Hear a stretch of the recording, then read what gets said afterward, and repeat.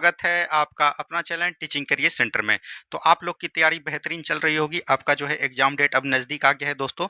तो उसी के लिए जो है हम लोग बिहार पुलिस सिपाही भर्ती के लिए जो है विज्ञान का महामैराथन इस वीडियो में देखेंगे। इसमें आपको जो है बायोलॉजी का क्वेश्चन मिलेगा, ठीक है। बायोलॉजी के साथ साथ आपको फिजिक्स का क्वेश्चन देखने को मिलेगा और इसी के साथ जो है आपको केमिस्ट्री का भी क्वेश्चन देखने को यहाँ पर मिलने वाला है, ठीक है। एक ही क्लास में पूरा समाप्त करेंगे। इसमें बायोलॉजी का सबसे ज़्यादा प्रश्न लिया गया है, उसके बाद फिजिक्स का लिया गया है, उसके बाद केमिस्ट्री में। क्योंकि अगर आप बिहार पुलिस के प्रीवियस ईयर क्वेश्चन को देखे होंगे तो उसके आधार पर जो है बायोलॉजी का क्वेश्चन आपके एग्जाम में ज़्यादा पूछा गया है। और कल हमने जो है साइंस का एक क्लास लिया था जिसको हमने बेसिक साइंस करवाया था।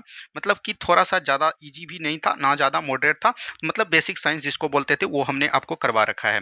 तो आज हम लोग जो है अच्छे अच्छे प्रश्न देखेंगे और एकदम चैप्टर वाइज देखने वाले। जैसे बायोलॉजी में पहले सेल आता है, टिश्यू आता है, माइक्रो ऑर्गेनिज्म आता है, पादप कोशिका क्या है, जंतु कोशिका क्या है, तो इस तरह से हम लोग देखने वाले हैं, ठीक है। तो चलिए बिना देरी का हम लोग शुरुआत करते हैं आज के पहले नंबर क्वेश्चन से। और आज का पहला नंबर क्वेश्चन यहाँ पर दिया गया है, सेल नाम किस जीव वैज्ञानिक ने सर्वप्रथम दिया था। अगर हम लोग सेल बात करेंगे तो सेल का हिंदी क्या होता है, यहाँ पर कोशिका होता है। ध्यान से समझिएगा, पूरा चीज समझ में आएगा। सेल का हिंदी क्या होता है, कोशिका। तो कोशिका का खोज दोस्तों सबसे पहले किसने किया था, तो याद रखनी है 1665 ईस्वी में जो है ये रॉबर्ट हुक ने किया था। किसने किया था, तो रॉबर्ट हुक के द्वारा किया गया था। किसके द्वारा, रॉबर्ट हुक के द्वारा। तो यहाँ से राइट आंसर आपका ऑप्शन नंबर सी हो जाएगा। अगर हम लोग बात करेंगे कोशिका, तो हमारे सजीवों को याद रखनी है सजीव का जो है जीवन किससे स्टार्ट होता है। अगर हम लोग यहाँ पर बात करेंगे सजीव का जो है जीवन किससे स्टार्ट होता है, तो वो जो है एक कोशिका से स्टार्ट होता है। किससे होता है दोस्तों, तो वो एक कोशिका से स्टार्ट होता है। तो यहाँ तक किसी को कोई प्रॉब्लम नहीं। याद रखनी है कोशिका का जो है हम लोग क्या बोलते हैं, सजीवों का रचनात्मक एवं क्रियात्मक इकाई। क्या बोलेंगे, रचनात्मक एवं क्रियात्मक इकाई। तो आपके बिहार पुलिस में पूछा गया था कि सजीवों का जो है रचनात्मक एवं क्रियात्मक इकाई किसको कहते हैं, तो वो याद रखनी है किसको कहेंगे, तो वो आपका कोशिका को कहेंगे, ठीक है। तो ये चीज एकदम आपको ध्यान दीजिएगा। यहाँ पर है लूबेन हॉक। लूबेन हॉक ने याद रखनी है, बोल सकते हैं जस्ट इसके 10 साल बाद, 10 साल बाद बोल सकते हैं 1675 ईस्वी में जो है इन्होंने क्या किया था, तो याद रखनी है जीवाणु का खोज किया था। क्या बोलेंगे, जीवाणु का खोज किया गया था। कहीं कहीं आपको 1683 भी मिलेगा, तो आपको ईस्वी पर नहीं जाना है, सिर्फ ये चीज ध्यान दीजिएगा। वहीं अगर ऑप्शन में जाएंगे ब्राउन, ब्राउन ने क्या किया था, ये मान के चलिए आपका कोशिका है तो इसके बीच में एक केंद्रक खोजा था। और केंद्रक की खोज इन्होंने कब किया था, तो याद रखनी है 1831 ईस्वी में किया था दोस्तों। और इसको क्या बोलते हैं, तो याद रखनी है रॉबर्ट ब्राउन ने किया था। किसने किया था, रॉबर्ट ब्राउन ने किया था। तो उम्मीद है कि इसका आंसर आपको पता चल गया होगा। ऑप्शन नंबर सी बिल्कुल राइट आंसर आपका हो जाएगा। यहाँ पर फ्लेमिंग है, तो अलेक्जेंडर फ्लेमिंग ने जो है आपको याद रखनी है पेनिसिलिन की खोज किया था। क्या बोलेंगे, पेनिसिलिन की खोज किया था, ठीक है। पहला जो एंटीबायोटिक दवा बना था वो कौन बना था, पेनिसिलिन, जिसकी खोज किसने किया था, तो अलेक्जेंडर फ्लेमिंग ने किया था, ठीक है। चलिए बढ़ेंगे हम लोग अगले सवाल की तरफ। नेक्स्ट क्वेश्चन को यहाँ पर दिया गया है, नेक्स्ट क्वेश्चन को ध्यान से समझिए।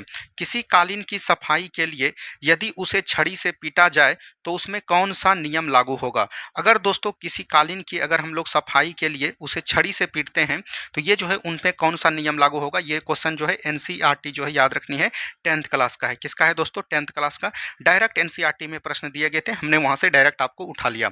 अगर हम लोग बात करेंगे किसी भी कालीन को अगर उस पर पीटते हैं दोस्तों, तो कालीन जो है अपने जगह से हट जाएगा और जो है धूल जो रहेगा उसमें वो जो अचानक जो है नीचे गिर जाएगा। इसको हम लोग बोलते हैं गति का पहला नियम, या इसी को बोलते हैं न्यूटन का फर्स्ट लॉ। क्या बोलेंगे, न्यूटन का फर्स्ट लॉ। अब यहाँ पर समझिए न्यूटन की अगर हम लोग बात करेंगे तो न्यूटन के कुल कितने नियम हुए दोस्तों, 3 नियम हुए। अगर हम लोग बात करेंगे प्रथम नियम से हमको क्या मिलता है, तो बल की परिभाषा प्राप्त होता है। क्या बोलेंगे, बल की परिभाषा प्राप्त होता है। बल की परिभाषा क्या होता है, जैसे कहने का मतलब हुआ कि कोई भी व्यक्ति या वस्तु है जिस अवस्था में वह रह रहा है उसी अवस्था में वह रहना चाहती है। मान के चलिए कि कोई वस्तु गति में है तो वो गति में ही रहना चाहेगी जब तक कि उस पर कोई बाहरी बल प्रस्तुत ना किया जाए। कोई वस्तु जो है रुका हुआ है यानी विराम में है तो वो जो है रुका हुआ ही रहना चाहेगी। ये कौन बोलता है, जब तक कि उस पर बाह्य बल प्रयोग ना करे तब तक वो अवस्था को चेंज नहीं करेगा। ये बोलता है न्यूटन का फर्स्ट लॉ। वहीं अगर हम लोग बात करेंगे न्यूटन के सेकेंड लॉ से क्या प्राप्त होता है दोस्तों, तो याद रखनी है व्यंजक प्राप्त होता है। और ये भी एनसीईआरटी में दिया था और बिहार दरोगा पूछ लिया। व्यंजक कहने का मतलब हुआ एफ बराबर एम में फॉर्मूला प्राप्त होता है किससे, तो न्यूटन के सेकेंड लॉ से, यानी कि बल गुना द्रव्यमान गुना त्वरण। बल बराबर क्या होता है, द्रव्यमान गुना त्वरण। वहीं अगर न्यूटन की थर्ड लॉ की बात करेंगे तो न्यूटन का थर्ड लॉ क्या बोलता है दोस्तों, न्यूटन का थर्ड लॉ से याद रखनी है क्रिया के विपरीत प्रतिक्रिया। क्या बोलेंगे, क्रिया के जो है विपरीत क्या होता है, प्रतिक्रिया होता है यहाँ पर, ठीक है।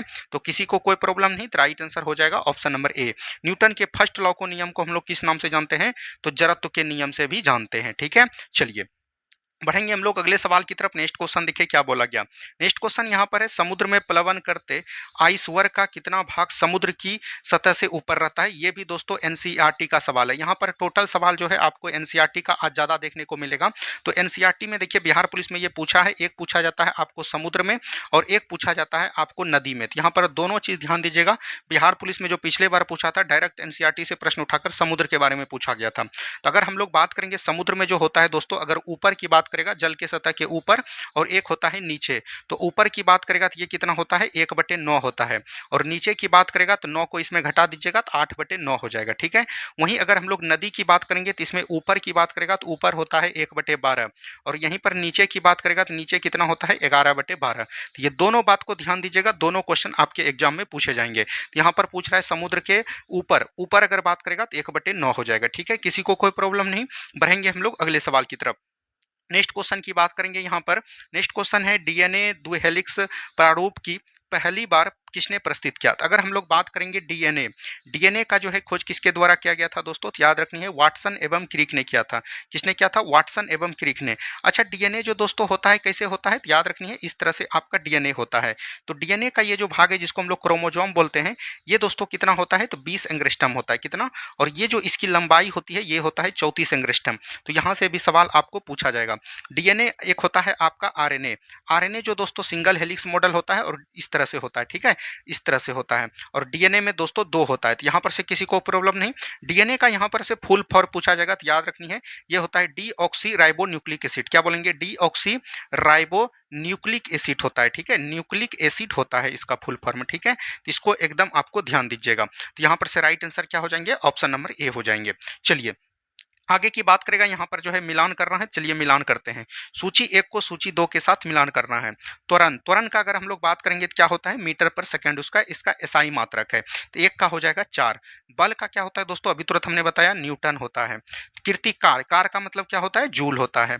ऐसा आवेग का एसआई मात्रक क्या होता है, आवेग किसको बोलते हैं, याद रखनी है कोई भी बल जो है, याद रखनी है किसी भी वस्तु पर कोई बल लग रहा है तो वो कम समय के लिए लग रहा है। तो यानी कि बोल सकते हैं आवेग बराबर जो होता है दोस्तों, आवेग बराबर हम यहाँ पर लिख सकते हैं बल गुना समय। क्या बोलेंगे, बल गुना समय।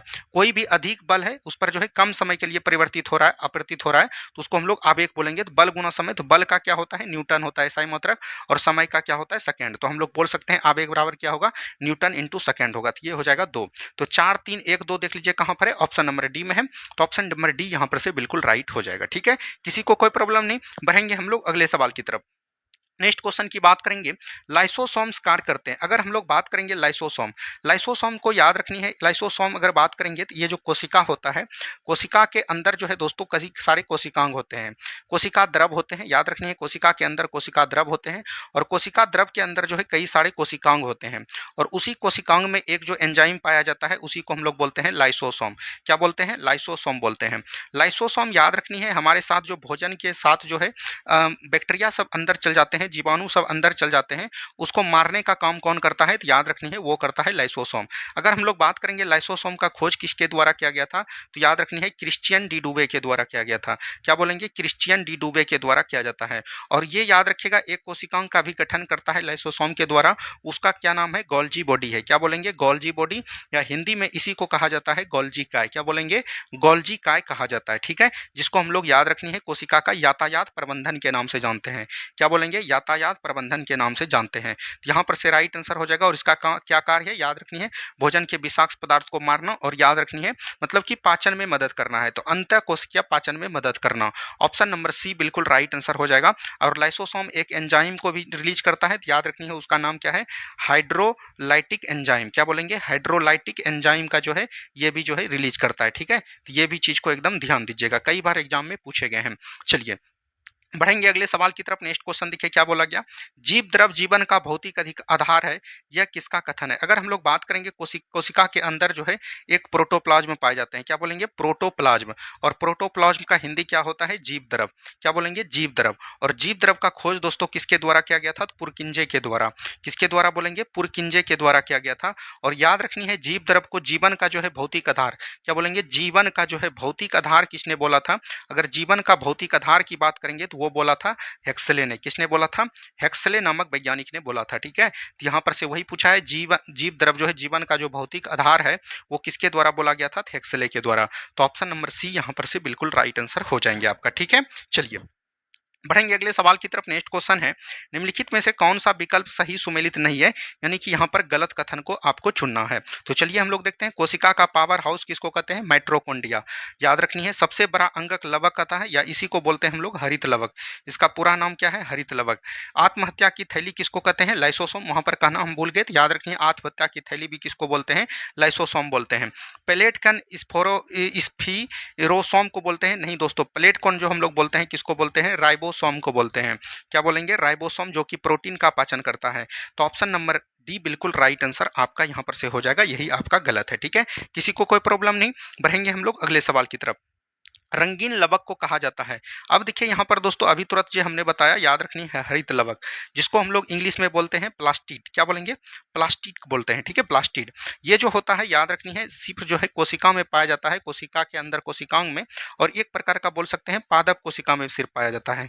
कहाँ पर पाया जाता है? पादप कोशिका में। पादप कोशिका का एक ऐसा कोशिकांग है जिसमें कि इसमें याद रखनी है डीएनए भी पाया जाता है। ठीक है, तो यहाँ तक किसी को कोई दिक्कत नहीं। अब ये 3 प्रकार का होता है। ठीक है, एक आपका होता है ल्यूकोप्लास्ट। क्या बोलेंगे? ल्यूकोप्लास्ट होता है। ठीक है, उसके बाद अगर हम लोग बात करेंगे, दूसरा जो आपका होता है क्लोरोप्लास्ट। क्या बोलेंगे? क्लोरोप्लास्ट होता है। ठीक है, क्लोरोप्लास्ट। और एक आपका होता है तीसरा, की याद रखिएगा, ये होता है क्रोमोप्लास्ट। क्या बोलेंगे? क्रोमोप्लास्ट होता है। यहाँ पर तीनों बात को ध्यान दीजिएगा। अगर हम लोग बात करेंगे ल्यूकोप्लास्ट में, जो ये श्वेत प्रकार का होता है, मतलब कि व्हाइट, इसमें कोई भी मतलब बोल सकते हैं रंग नहीं होता है। क्लोरोप्लास्ट में अगर बात करेंगे तो इसमें हरा रंग होता है। हरा रंग को क्या बोलते हैं? तो ये बोलते हैं क्लोरोप्लास्ट। वहीं पर क्रोमोप्लास्ट की बात करेंगे तो इसमें रंगीन लवक पाए जाते हैं। क्या बोलेंगे? रंगीन लवक। जैसे हो गया, याद रखनी है, मतलब व्हाइट और हरा को छोड़कर, जैसे इसमें हो गया पीला, हो गया नीला, हो गया, ये सभी जो किसमें पाए जाएंगे, जितने भी रंगीन लवक होगा वो क्रोमोप्लास्ट में पाया जाएगा। तो यहाँ पर रंगीन लवक आपको पूछा जा रहा है, तो वो क्रोमोप्लास्ट हो जाएगा। तो आपको कन्फ्यूजन नहीं करना है, जहाँ पर क्लोरो होगा वहाँ पर हरा होगा, और जहाँ पर ल्यूकोप होगा वहाँ पर सफ़ेद होगा, यानी श्वेत बोल सकते हैं श्वेत होगा, और क्रोमोप्लास्ट में रंगीन होगा। और केरोटीन के कारण जो है, याद रखनी है, पीला रंग होता है, तो इसको भी ध्यान दीजिएगा। जैसे आपका हल्दी का रंग पूछेगा पीला किसके कारण, तो केरोटीन के कारण। ठीक है, तो किसी को कोई प्रॉब्लम नहीं। बढ़ेंगे हम लोग अगले सवाल की तरफ। नेक्स्ट क्वेश्चन की बात करेगा। नेक्स्ट क्वेश्चन यहाँ पर है, राइबोसोम बना होता है। अगर हम लोग बात करेंगे दोस्तों, याद रखनी है, कोशिका के भीतर जितने भी कोशिकांग पाए जाते हैं, ठीक है, कोशिकांग होते हैं, वो जैसे माइटोकॉन्ड्रिया हो गया, लाइसोसोम हो गया, ये सभी जो है, याद रखनी है, लिपिड और प्रोटीन से बने होते हैं। किससे बने होते हैं? लिपिड और प्रोटीन से। इसी दोनों को मिलाकर सम्मिलित रूप से हम लोग क्या बोलते हैं? लिपोप्रोटीन बोलते हैं। क्या बोलेंगे? लिपोप्रोटीन बोलते हैं। ठीक है, लेकिन एक जो है, याद रखनी है, कोशिकांग है, जिसको हम लोग बोलते हैं राइबोसोम। क्या बोलेंगे? राइबोसोम। राइबोसोम एक ऐसा कोशिकांग है जो कि, याद रखनी है, आरएनए और प्रोटीन से बना होता है। तो यही एक अपवाद है और इसी के बारे में पूछा जाता है आपको। इसके अलावा जितने भी कोशिकांग होते हैं सभी जो है लिपोप्रोटीन से बने होते हैं, यानी लिपिड किसको बोलते हैं? वसा को, और प्रोटीन से बने होते हैं। लेकिन एक जो है यहाँ पर राइबोसोम है, जो कि आरएनए और प्रोटीन से बना होता है। यहाँ से राइट आंसर आप लोग ढूंढ लीजिएगा, कौन हो जाएगा? आरएनए एवं प्रोटीन हो जाएगा, ऑप्शन नंबर बी। अगर हम लोग बात करेंगे राइबोसोम का क्या कार्य है, याद रखनी है, प्रोटीन का संश्लेषण करना। क्या बोलेंगे? प्रोटीन का संश्लेषण करना किसका कार्य है? वो जो है राइबोसोम का कार्य है। तो ये भी चीज को ध्यान देनी है। ठीक है, चलिए आगे की बात करेगा। नेक्स्ट क्वेश्चन है, एक विशेष कार्य करने वाले समान कोशिकाओं के समूह को क्या कहते हैं? तो एक विशेष कार्य करने वाले कोशिकाओं के समान समूह को हम लोग उत्तक कहते हैं। अगर हम लोग बात करेंगे, यहाँ पर होता है सेल। सेल मतलब क्या हो गया दोस्तों? कोशिका हो गया। क्या बोलेंगे? कोशिका हो गया। ठीक है, उसके बाद सेल मिलकर क्या बनाते हैं? टिश्यू बनाते हैं। क्या बोलेंगे? टिश्यू। टिश्यू होता है, टिश्यू बनकर जो है क्या बनाते हैं? ऑर्गेन बनाते हैं। क्या बनाते हैं? ऑर्गेन। और ऑर्गेन मिलकर क्या बनाते हैं दोस्तों? ऑर्गेन सिस्टम बनाते हैं। क्या बोलेंगे?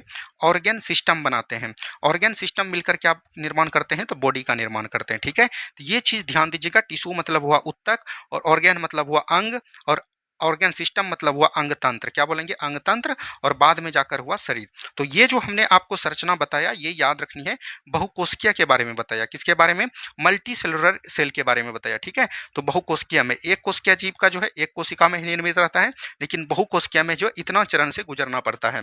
तो वही बोल रहा है कि एक विशेष कार्य करने वाले समान कोशिका, मान के चलिए कि यहाँ पर ज्यादा कोशिका हो गया, और समान आकार की उत्पत्ति की वाली कोशिका को हम लोग क्या बोलते हैं? तो टिश्यू बोलते हैं। ठीक है, तो इसको एकदम ध्यान दीजिएगा। ठीक है, ये भी चीज ध्यान देनी है। चलिए आगे की बात करेगा नेक्स्ट क्वेश्चन, वह उत्तक जो द्वितीयक वृद्धि के लिए उत्तरदायी होता है। अब देखिए अगर हम लोग बात करेंगे टिश्यू, यहाँ पर किसकी बात करेंगे, टिश्यू। टिश्यू जो दो प्रकार के होते हैं, एक आपको होता है प्लांट टिश्यू, ठीक है, और एक आपका होता है एनिमल टिश्यू। तो यहाँ पर जो हम लोग सबसे पहले देखेंगे, प्लांट टिश्यू भी याद रखनी है दो प्रकार का होता है। एक आपका होता है, याद रखनी है, बोल सकते हैं मेरिस्मेटिक ट्यूब, क्या बोलेंगे, मेरिस्मेटिक ट्यूब, मेरिस्मेटिक टिश्यू जिसको हम लोग बोलते हैं विभाजोत्की उत्तक। और एक आपका होता है, याद रखनी है, परमानेंट टिश्यू, क्या बोलेंगे, परमानेंट टिश्यू। परमानेंट टिश्यू मतलब अस्थायी सरल उत्तक, ठीक है। एक आपका होता है विभाजोत्की उत्तक, क्या बोलेंगे, विभाजोत्की उत्तक। अब जो ये विभाजोत्की उत्तक होता है दोस्तों, ये दो प्रकार का होता है, तीन प्रकार के होते हैं। एक आपका होता है, याद रखनी है, एपिकल टिश्यू, क्या बोलेंगे, एपिकल टिश्यू, ठीक है। एपिकल इसको बोला जाता है, पूरा नाम है एपिकल मेरिस्मेटिक टिश्यू। मेरिस्मेटिक हमेशा नहीं लगाना है, ठीक है। इसी को हिंदी में बोलते हैं शीर्षक विभाजोत्की उत्तक। तो इसका काम क्या होता है, पौधे की लंबाई को वृद्धि करना। पौधे की लंबाई को जो है वृद्धि कौन करते हैं, तो याद रखनी है, यही करते हैं। उसके बाद दूसरा जो आपका होता है, याद रखनी है, उसको हम लोग बोलते हैं पैरेलल टिश्यू, क्या बोलेंगे, पैरेलल टिश्यू बोलते हैं, पैरेलल मेरिस्मेटिक टिश्यू, जिसको हम लोग बोलते हैं, याद रखनी है, पार्श्व विभाजक उत्तक।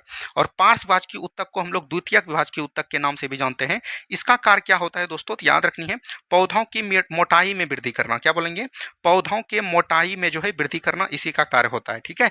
तो इसी को हम लोग द्वितीयक वृद्धि के नाम से जानते हैं। और इसके बाद एक जो और आपका होता है, याद रखनी है, इंटरसेलरी मेरिस्मेटिक टिश्यू, क्या बोलेंगे, इंटर सेलरी, क्या बोलेंगे, इंटर सेलरी मेरिस्मेटिक टिश्यू, जिसका अंतर्बेसी, हिंदी में क्या बोलते हैं, अंतर्बेसी विभाजोत्की उत्तक। और ये जो होता है, मतलब मान के चलिए कि ये आपका पौधा है, ठीक है, ये आपका पौधा है, और यहाँ से कोई वृक्ष निकला, इस तरह से पौधा आपका बढ़ गया। तो जो पौधा अचानक बढ़ गया, कुछ पीछे जो छूट गया, तो वो जो है इस कौन का कार्य करता है, यहीं पर पाया जाता है कौन, अंतर्बेसी विभाजोत्की उत्तक।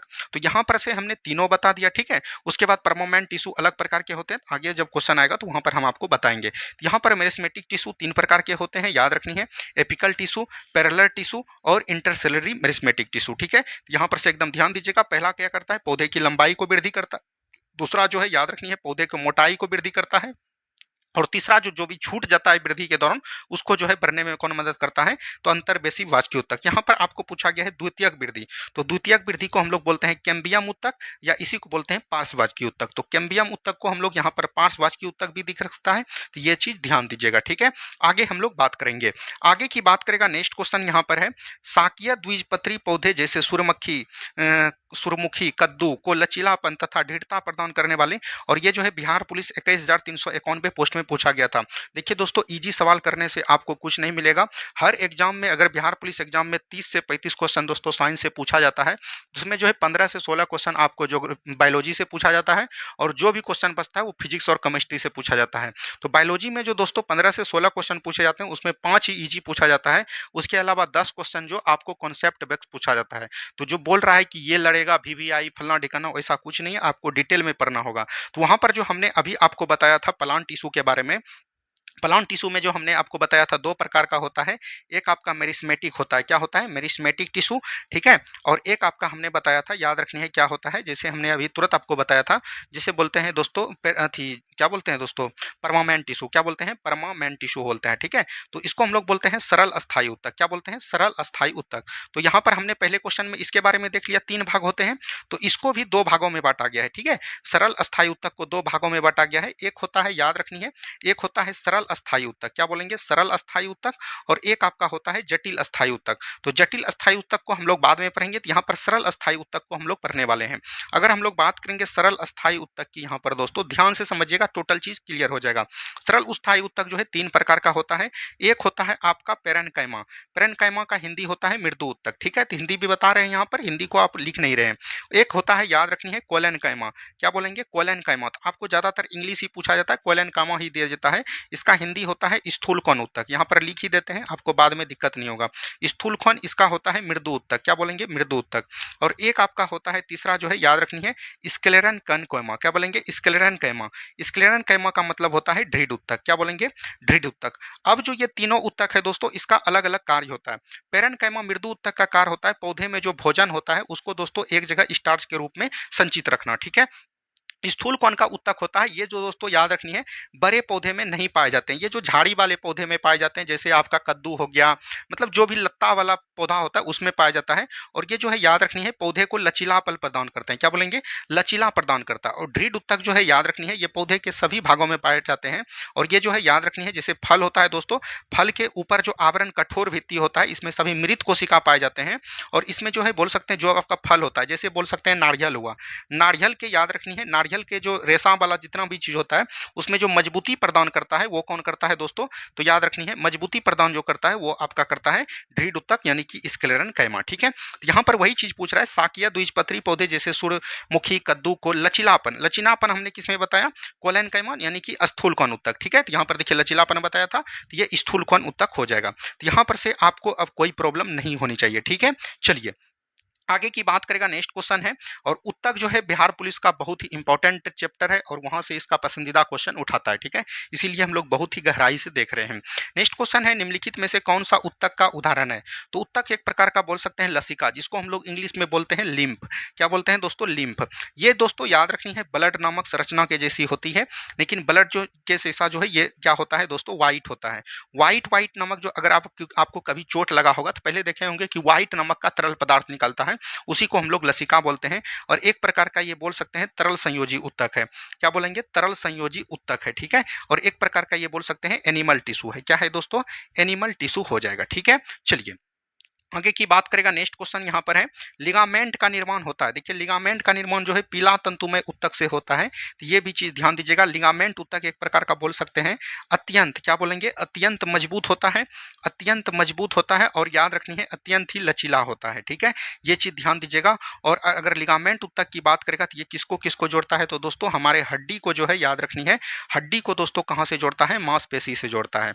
कहाँ से जोड़ता है, हड्डी को मांसपेशी से जोड़ता है कौन, लिगामेंट उत्तक। ठीक है, तो ये चीज ध्यान दीजिए। अगले सवाल की तरफ, नेक्स्ट क्वेश्चन, सॉरी यहाँ हड्डी नहीं दोस्तों, मांसपेशी नहीं, हड्डी को हड्डी से जोड़ता है, यानी कि अस्थि को अस्थि के कौन जोड़ता है, तो ये याद रखिएगा लिगामेंट। वहीं अगर बात करेगा हड्डी को जो है मांसपेशी से कौन जोड़ता है, तो हड्डी को जो है मांसपेशी से जोड़ता है दोस्तों, उसको बोलते हैं टेंडन। क्या बोलते हैं, टेंडन नाम से जानते हैं। और टेंडन को हिंदी में भी पूछा जाता है एनसीईआरटी के द्वारा, कंडारा बोलते हैं। क्या बोलते हैं, कंडारा। ठीक है, चलिए आगे की बात करेगा, नेक्स्ट क्वेश्चन है, नेत्र के आइरिस में पाए जाने वाले उत्तक है। देखिए अगर हम लोग बात करेंगे एनिमल टिश्यू का यहाँ पर दोस्तों, तो एनिमल टिश्यू भी कई प्रकार के होते हैं। ठीक है, तो एनिमल टिश्यू 4 प्रकार के होते हैं, आपको पता होगा। एक होता है एपिथेलियम, एपिथेलियम याद रखनी है एनिमल टिश्यू, क्या बोलेंगे, एपिथेलियम होता है। उसके बाद अगर हम लोग दूसरे की बात करेंगे तो ये होता है कनेक्टिव टिश्यू, क्या बोलेंगे, कनेक्टिव टिश्यू होता है। ठीक है, तीसरा की बात करेंगे तो ये आपका होता है मसल्स टिश्यू, क्या बोलेंगे, मसल्स टिश्यू होता है। और चौथा की बात करेंगे तो ये आपका न्यूरॉन टिश्यू होता है, क्या होता है, न्यूरॉन टिश्यू। ये जो है 4 प्रकार का टिश्यू। अब देखिए इसका हिंदी भी कभी कभी पूछ देता है, तो एपिथेलियम टिश्यू को हम लोग क्या बोलते हैं, उपकला उत्तक। ठीक है, कनेक्टिव टिश्यू को हम लोग क्या बोलते हैं, तो याद रखनी है संयोजी उत्तक, क्या बोलते हैं, संयोजी उत्तक। और ये जितने भी हैं एनिमल टिश्यू हैं, यहाँ पर मस्कुलर होगा। ठीक है, मस्कुलर टिश्यू को हम लोग क्या बोलते हैं, तो याद रखनी है पेशिया उत्तक, क्या बोलेंगे, पेशिया उत्तक। और नर्वस टिश्यू क्या बोलते हैं, नर्वस टिश्यू को हम लोग क्या बोलते हैं, तंत्रिका उत्तक, क्या बोलते हैं, तंत्रिका उत्तक। अब इसका जो है अलग अलग कार्य होता है, और कार्य भी आपके एग्जाम में पूछे जाते हैं। जैसे उपकला उत्तक का क्या काम होता है, हमारे शरीर को जो है दोस्तों सुरक्षा प्रदान करना, क्या बोलेंगे, हमारे शरीर को सुरक्षा प्रदान करना। संयोजी उत्तक को होता है एक अंग से दूसरे अंग को जोड़ना, यानी भिन्न भिन्न अंगों को दोस्तों जोड़ना। ठीक है, मान के चलिएगा जोड़ने का काम कौन करता है, कनेक्टिव टिश्यू। पेशिया उत्तक जो करता है दोस्तों, याद रखनी है, हमारा जो शरीर होता है वो प्रचलन यानी कि गति जो करता है, गति में जो है कौन मदद करता है, तो वो जो है पेशिया टिश्यू करता है। और तंत्रिका उत्तक जो होता है, हमारा जो मस्तिष्क होता है दोस्तों, मस्तिष्क से जो दोस्तों अंग तक जितने भी होते हैं केंद्र को स्थापित करना, वो कौन करते हैं, तो नर्वस टिश्यू करते हैं। तो यहाँ पर पूछा जा रहा है नेत्र के आइरिस में पाए जाने वाले उत्तक, तो ये जो सवाल होता है मस्कुलर टिश्यू के द्वारा होता है, यानी कि पेशिया उत्तक के द्वारा। ठीक है, अब यहाँ पर थोड़ी सी हम लोग बात समझते हैं पेशिया उत्तक के द्वारा। ठीक है, जिसको हम लोग बोलते हैं मस्कुलर टिश्यू। तो पेशिया उत्तक 2 प्रकार के होते हैं, एक आपका होता है याद रखनी है रेखित, क्या बोलेंगे, रेखित। ठीक है, और एक आपका जो होता है दोस्तों आरेखित, क्या बोलते हैं, आरेखित होता है। ठीक है, यहाँ पर से किसी को कोई दिक्कत नहीं। रेखित को हम लोग बोलते हैं ऐच्छिक, और आरेखित को हम लोग अनैच्छिक के नाम से भी जानते हैं। अब रेखित क्या होता है, रेखित पेशिया का काम क्या होता है टिश्यू का, तो याद रखनी है हमारे शरीर में जो हाथ होते हैं, क्या होते हैं, हाथ होते हैं, पैर होते हैं, ये सब जो हमारे अनुरूप काम करे, हमारे शरीर का जितना भी काम है हमारे अनुरूप काम करे। ठीक है, जिधर हम हाथ को चाहें उधर हाथ ले जाएं तो वो हो जाता है रेखित पेशी। आरेखित पेशी जो हमारे शरीर के इच्छा के अनुसार काम नहीं करे, शरीर के याद रखनी है इच्छा के अनुसार जो है काम नहीं करे, याद रखनी है काम नहीं करे, उसको हम लोग बोलते हैं आरेखित पेशी। जैसे मान के चलिए कि आपका लीवर, आपका किडनी आपके अनुसार काम करेगा, आपका जो है आंख आपके अनुसार काम करेगा, नहीं करेगा, तो उसी को हम लोग बोलते हैं आरेखित पेशी। ठीक है, उम्मीद है कि ये दोनों बात समझ गए होंगे। और इसका एक तीसरा पार्ट होता है जिसको हम लोग बोलते हैं कार्डियक उत्तक। क्या बोलते हैं? कार्डियक उत्तक, यानी कि हृदयक मांसपेशी। ठीक है, तो हृदयक पेशी जो उत्तक होता है ये जो है बिना रुके, क्या बोलेंगे, जीवन जब भी जन्म लेता है व्यक्ति बिना रुके जो है जीवन प्रयत्न काम कौन करता है, तो हृदयक मांसपेशी करता है। ठीक है, तो यहाँ पर से जो आपका क्वेश्चन पूछा जा रहा है, नेत्र का आइरिस, आइरिस का क्या काम होता है, प्रकाश के को याद रखनी है, परितारका जिसको हम लोग बोलते हैं, प्रकाश पर नियंत्रण पाना। तो आंख का आइरिस जो है हमारे अनुरूप काम करता है, नहीं। आप पलक को जो है अपने अनुरूप काम करवा सकते हैं, नहीं करवा सकते हैं, तो ये एक प्रकार का क्या हो जाएगा, आरेखित पेशी हो जाएगा। सभी को समझ में आ गया होगा। ठीक है, तो बढ़ते हैं हम लोग अगले सवाल की तरफ। नेक्स्ट क्वेश्चन की बात करेंगे। नेक्स्ट क्वेश्चन यहाँ पर दिया गया है दोस्तों, निम्नलिखित कथनों पर विचार कीजिए। तो देखिए, वायरस में श्वसन नहीं होता है, तो बिल्कुल नहीं होता है, इसीलिए इसको हम लोग निर्जीव बोलते हैं। क्या बोलते हैं? निर्जीव बोलते हैं। वायरस केवल जीवित कोशिका में ही पाया जाता है और ये जनन कर सकता है, इसीलिए हम लोग इसको क्या बोलते हैं, सजीव बोलते हैं। तो यहाँ पर याद रखनी है, अगर हम लोग वायरस की बात करेंगे तो वायरस का खोज सबसे पहले किसने किया था दोस्तों, इवानो बास्की ने किया था। किसने किया था? इवानो बास्की के द्वारा किया गया था। और कहाँ पर किया था? याद रखनी है, तंबाकू के पौधे में किया था। तंबाकू के पौधे में किया जाता है और इसको याद रखनी है सजीव एवं, क्या बोलेंगे, सजीव एवं निर्जीव का जो है क्या बोला जाता है दोस्तों, योजक कड़ी के नाम से जानते हैं। क्या बोलते हैं? योजक कड़ी के नाम से जाना जाता है। ना ही इसको सजीव बोलते हैं, ना ही निर्जीव बोलते हैं। लेकिन याद रखिएगा, वायरस में श्वसन नहीं होता है, इसीलिए इसको निर्जीव बोला जाता है। और वायरस जो है हमारे शरीर के अंदर रहकर जो है अपना जनन करते हैं, अपनी संख्या को बढ़ाते हैं, इसीलिए इसको सजीव भी बोला जाता है। इसीलिए इसको सजीव और निर्जीव का योजक कड़ी कहा जाता है। यहाँ पर से राइट आंसर हो जाएगा ऑप्शन नंबर सी, 1 एवं 2 दोनों कथन सही है। ठीक है, चलिए बस आप लोग दोस्तों पूरा देखिए, देखिए आपको कितना मजा आएगा। हाइड्रोफोबिया रोग उत्पन्न होता है। अगर हम लोग बात करेंगे, हाइड्रोफोबिया रोग जो है याद रखनी है रेबीज के द्वारा होता है। इसका टीका कौन होता है? रेबीज। और रेबीज किसके द्वारा होता है? याद रखनी है, रेबीज का टीका कब लगता है? जब हमको कुत्ता काट लेता है। क्या कहता है? कुत्ता जो मनुष्य को काट लेता है, तो याद रखनी है रेबीज का टीका लगाया जाता है। और ये एक विषाणु जनित रोग है। हाइड्रोफोबिया से क्या होता है कि मनुष्य को जो है पानी से डर लगने लगता है। क्या बोलेंगे दोस्तों? पानी से डर लगने लगता है। और रेबीज के टीके का खोज किसके द्वारा किया गया था? तो याद रखनी है लुई पास्चर के द्वारा किया गया था। किसके द्वारा बोलेंगे? लुई पास्चर के द्वारा किया गया था। ठीक है, तो ये एक प्रकार का विषाणु जनित रोग है। अच्छा, विषाणु जनित और कौन कौन रोग हो जाएगा? डेंगू हो जाएगा। ठीक है, याद रखनी है एड्स हो जाएगा, आपको याद रखनी है पोलियो हो जाएगा। ठीक है, तो ये सभी क्या हो जाएंगे? विषाणु जनित रोग हो जाएंगे। ठीक है, चलिए नेक्स्ट क्वेश्चन है, फिजियोथेरेपी द्वारा इनमें से किस रोग की तीव्रता में कुछ कम किया जाता है? तो फिजियोथेरेपी के द्वारा जो है याद रखनी है पोलियो के द्वारा जो है, पोलियो का बीमारी जो है फिजियोथेरेपी के द्वारा कुछ कम किया जा सकता है। ठीक है, ये चीज को ध्यान देनी है। आगे की बात करेंगे, नेक्स्ट क्वेश्चन यहाँ पर है, निम्नलिखित रोगों में से कौन टाइगर मच्छर द्वारा संचालित नहीं होता है? अगर हम लोग बात करेंगे टाइगर मच्छर के द्वारा पीत ज्वर होता है, चिकुनगुनिया होता है, डेंगू होता है, इसको हम लोग बोलते हैं, याद रखनी है मादा, मादा एडीज मच्छर। क्या बोलेंगे? मादा एडीज मच्छर के नाम से जानते हैं टाइगर मच्छर को। लेकिन ये जापानी इंसेफेलाइटिस जो है याद रखनी है, ये कुलेक्स मच्छर के द्वारा होता है। क्या बोलेंगे? कोलेक्स मच्छर के द्वारा होता है। ठीक है, ये चीज ध्यान दीजिएगा। और ये जो है बोल सकते हैं जापान में सबसे पहले फैला था, इसीलिए इसको जापानी इंसेफेलाइटिस के नाम से जानते हैं। लेकिन अगर बात करेंगे, जो भी व्यक्ति जो है शुगर जहां पर रहता है, शुगर जो आपका जानवर है, शुगर जानवर के जो दोस्तों आसपास रहेगा, उसको ये बोल सकते हैं बीमारी हो सकता है। ठीक है, चलिए आगे की बात करेगा, जीवाणु को पौधे माना जाता है। अगर हम लोग बात करेंगे, ये आपका क्या हुआ दोस्तों? कोशिका हुआ। क्या होता है? कोशिका। कोशिका जो है याद रखनी है जंतु कोशिका और पादप कोशिका दोनों में पाए जाते हैं। अगर हम लोग जंतु कोशिका की बात करेंगे तो इसके जो एक बाहरी आवरण होता है जिसको हम लोग बोलते हैं कोशिका झिल्ली। क्या बोलेंगे? कोशिका झिल्ली के नाम से जानते हैं। लेकिन याद रखनी है जंतु कोशिका में अगर बात करेंगे तो इसके ऊपर एक और आवरण पाया जाता है जिसको हम लोग बोलते हैं कोशिका भित्ति। क्या बोलते हैं? कोशिका भित्ति बोलते हैं। ठीक है, कोशिका भित्ति के नाम से जानते हैं। तो जीवाणु को पौधे माना जाता है क्योंकि इसमें कठोर कोशिका भित्ति होती है। ऑप्शन नंबर सी बिल्कुल राइट आंसर आपका हो जाएगा। ठीक है, किसी को कोई प्रॉब्लम नहीं। बढ़ेंगे हम लोग अगले सवाल की तरफ। नेक्स्ट क्वेश्चन यहाँ पर है, जीवाणु जो कोमा के आकार के होते हैं क्या कहलाते हैं? अगर हम लोग बात करेंगे जीवाणु, जीवाणु का खोज किसके द्वारा किया गया था दोस्तों? तो याद रखनी है लुवेन हॉक के द्वारा किया गया था। अच्छा, लुवेन हॉक ने जो है इसका खोज कब किया गया था? तो 1675 ईस्वी में किया था। कहीं कहीं आपको 1683 भी मिलेगा, हमने पहले क्वेश्चन में जिक्र कर दिया था। अगर हम लोग बात करेंगे जीवाणु जो है याद रखनी है, इसका आकार जो है अलग अलग होता है। आकार जो है दोस्तों अलग अलग होता है। मान के चलिए कि कोई गोल प्रकार का जीवाणु है तो उसको जो हम लोग बोलते हैं कोकस के नाम से जानते हैं, ठीक है। अगर मान के चलिए कि कोई कोमा आकार का जीवाणु है, उसको जो हम लोग जानते हैं, याद रखनी है, वाइब्रो के नाम से जानते हैं, वाइब्रो के नाम से, ठीक है। ये चीज ध्यान दीजिएगा। और कोई दोस्तों याद रखिएगा, छरनुमा जो है, छरनुमा अगर जीवाणु है तो उसको हम लोग बोलते हैं बेसिल्स। क्या बोलते हैं? बेसिल्स के नाम से जानते हैं। तो ये तीन बात एकदम ध्यान दीजिएगा, जो कि एनसीईआरटी में ये तीनों का बात किया गया है 11th क्लास में। तो यहाँ से भी हमने कुछ क्वेश्चन लिए हैं, ताकि आपको एक भी क्वेश्चन बाहर नहीं जाएगा। अगर हम लोग बात करेंगे, यहाँ पर आपको कोमा आकार का पूछा है, तो कोमा आकार को क्या बोलते हैं? वाइब्रो। और यहाँ पर हमने तीनों आकार के बारे में जिक्र कर दिया, ठीक है। चलिए आगे की बात करेगा, जीवाणु कोशिका में अभाव होता है। अगर हम लोग जीवाणु कोशिका में बात करेंगे तो जीवाणु में याद रखनी है, जीवाणु एक प्रकार का बोल सकते हैं प्रोकैरियोटिक कोशिका है। क्या बोलेंगे? प्रोकैरियोटिक कोशिका है, ठीक है। प्रोकैरियोटिक कोशिका किसको कहते हैं? जिसमें कि याद रखनी है 70S सिर्फ राइबोसोम पाए जाते हैं। क्या पाए जाते हैं? 70S सिर्फ राइबोसोम पाए जाते हैं। इसको हम लोग बोलते हैं प्रोकैरियोटिक कोशिका। और प्रोकैरियोटिक कोशिका की अगर बात करेंगे तो इसमें जो है वास्तविक केंद्रक नहीं होता है। याद रखनी है, वास्तविक केंद्रक नहीं होता है। केंद्रक तो होता है, लेकिन वास्तविक केंद्रक जो मेन केंद्रक होता है वो नहीं होता है। तो जब केंद्रक नहीं होगा दोस्तों, तो इसके बीच में याद रखिएगा, जैसे केंद्रक है तो केंद्रक के बीच है केंद्रिका। क्या बोलेंगे? केंद्रिका। और इसके बाहरी झिल्ली को हम लोग क्या बोलते हैं? केंद्रिका झिल्ली बोलते हैं, केंद्रक झिल्ली बोलते हैं।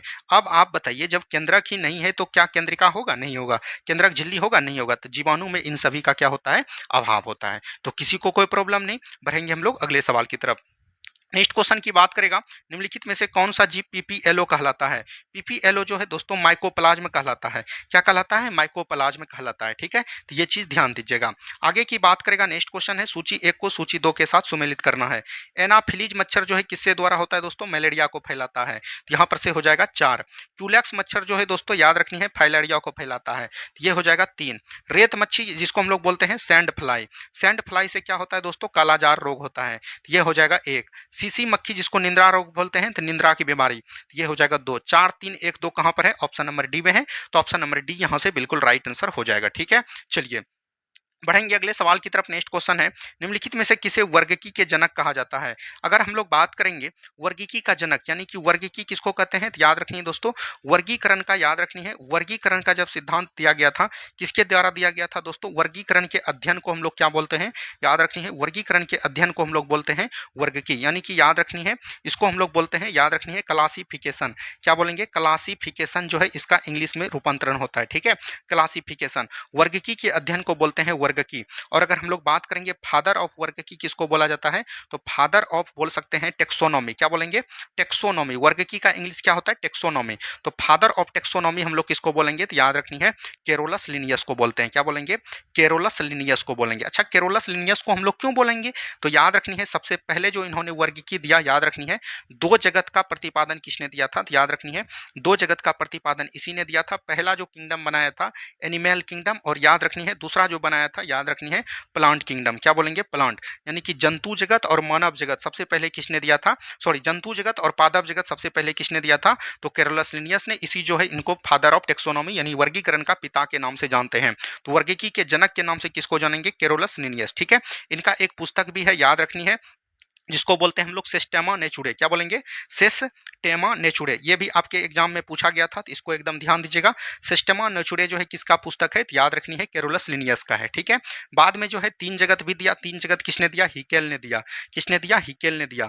वहीं अगर बाद में बात करेंगे 5 जगत जो है किसने दिया था, तो याद रखनी है बोल सकते हैं विटकर के द्वारा दिया गया था, कि RH विटकर बोल सकते हैं, विटकर, विटकर के द्वारा दिया गया। ये भी दोनों बातों को ध्यान दीजिएगा। आगे की बात करेगा, नेक्स्ट क्वेश्चन, द्वनाम पद्धति के अभिप्राय है पौधों के नामों के 2-2 शब्दों को लिखना जो बताते हैं। अगर हम लोग बात करेंगे द्विनाम पद्धति के भी जनक कौन हो जाएंगे, वो हो जाएंगे केरोलस लिनियस। क्या बोलेंगे? केरोलस लिनियस हो जाएंगे। देखिए, अगर हम लोग बात करेंगे मानव का जो है वैज्ञानिक नाम क्या होता है, तो आपको पता होगा होमो सेपियंस होता है। क्या होता है? होमो सेपियंस होता है, सेपियंस, ठीक है, सेपियंस होता है। तो ये होमो जो हुआ दोस्तों, ये किसको बताया? वंश को बताया। और सेपियंस जो बताया, ये जाति को बताया, ठीक है। तो ये जो हो जाएगा वंश और जाति को बताता है। तो ऑप्शन नंबर सी बिल्कुल राइट आंसर हो जाएगा। जैसे आम का बोलते हैं मैंगीफेरा इंडिका। क्या बोलेंगे? मैंगीफेरा इंडिका, ठीक है।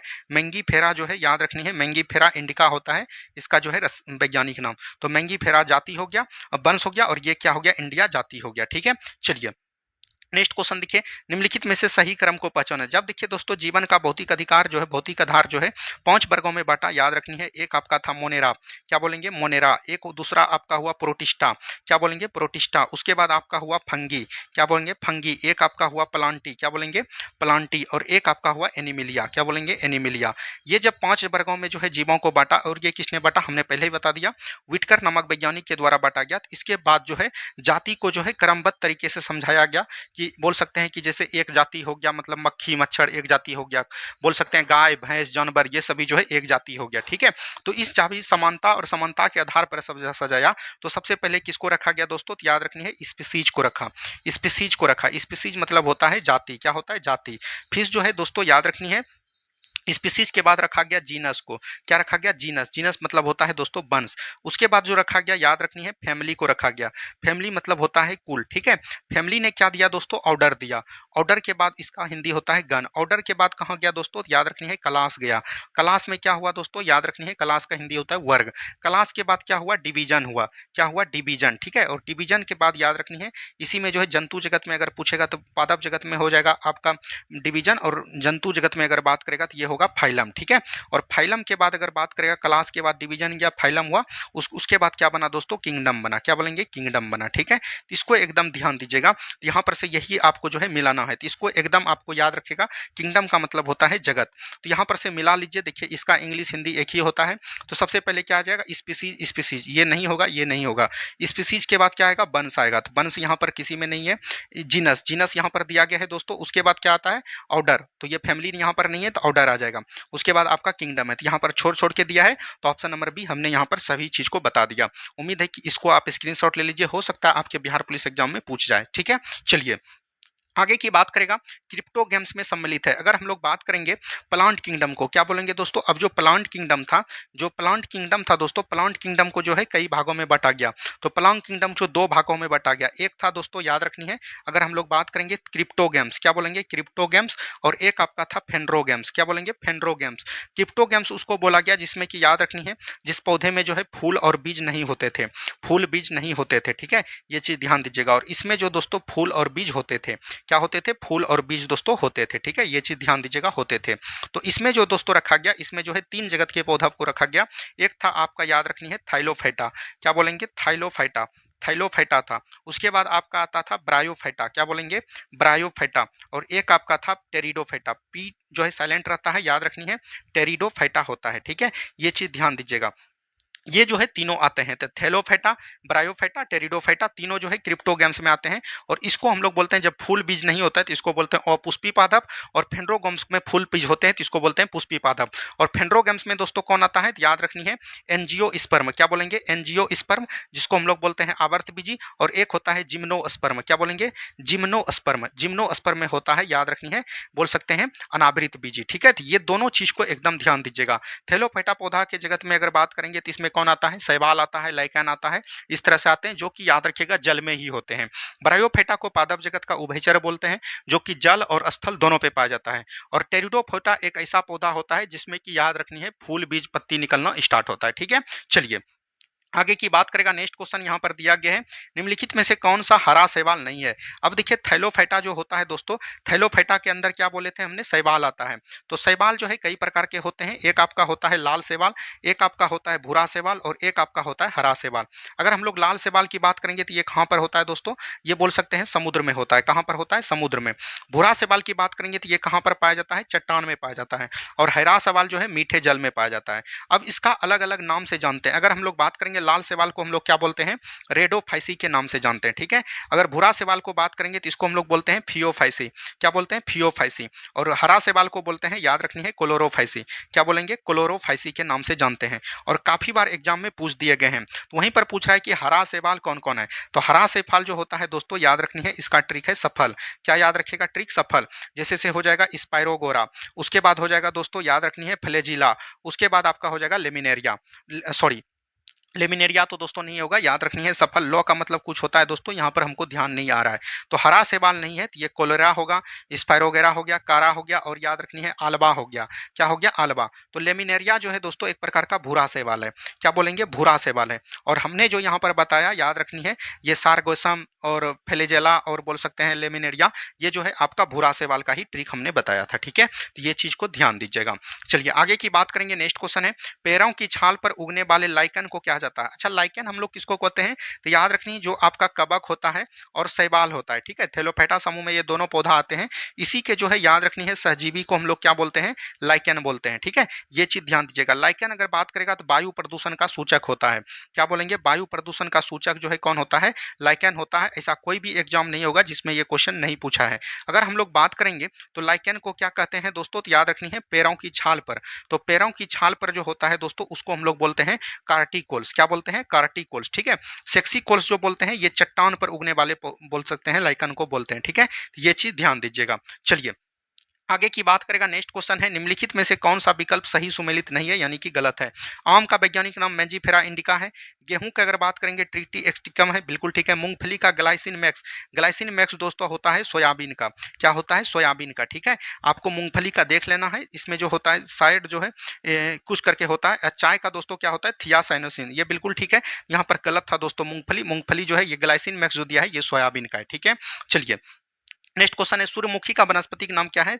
तो हेलिएंथस एनुअस हो जाएगा। ठीक है, मैंगीफेरा इंडिका दोस्तों अभी तुरंत हमने बताया आम का हो जाएगा। लीची चाइनीज दोस्तों ये तो लीची का ही हो जाएगा। ठीक है, और ब्रेसिका कंपोजिट ये दोस्तों सरसों का होता है। किसका होता है? सरसों के साग का होता है। ठीक है, चलिए आगे की बात करेगा। नेक्स्ट क्वेश्चन, जंतु जगत में वास्तविक देह गुहा की उपस्थिति किस संघ के जीवों में प्रारंभ हुई? अगर हम लोग बात करेंगे, जिस तरह जो है प्लांट किंगडम को 2 भागों में बांटा गया था, 5 भागों में सब फाइलम को बांटा गया था, उसी तरह जंतु जगत को जो 10 भागों में बांटा गया है। ठीक है, तो उसमें जो 10 फाइलम में जो एनिलिडा आता है, जिसमें जिसमें दोस्तों आपका जोक और केचुआ आता है, इसी में सबसे पहले जो है दोस्तों क्या होता है? तो याद रखनी है देगुआ की उपस्थिति देखने को मिलती है। तो ऑप्शन नंबर क्या हो जाएगा? डी। अगर हम लोग बात करेंगे जंतु जगत का दोस्तों, जंतु जगत का सबसे बड़ा फाइलम कौन होता है?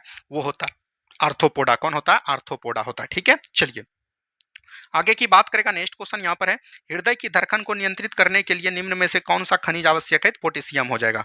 और हृदय की धड़कन को नियंत्रित करने के लिए बाहर से जो लगाया जाता है दोस्तों, उसमें ऐसे नोड लगाया जाता है। क्या लगाया जाता है? ऐसे नोड। और हृदय की बीमारी को जानने के लिए हम लोग क्या करते हैं?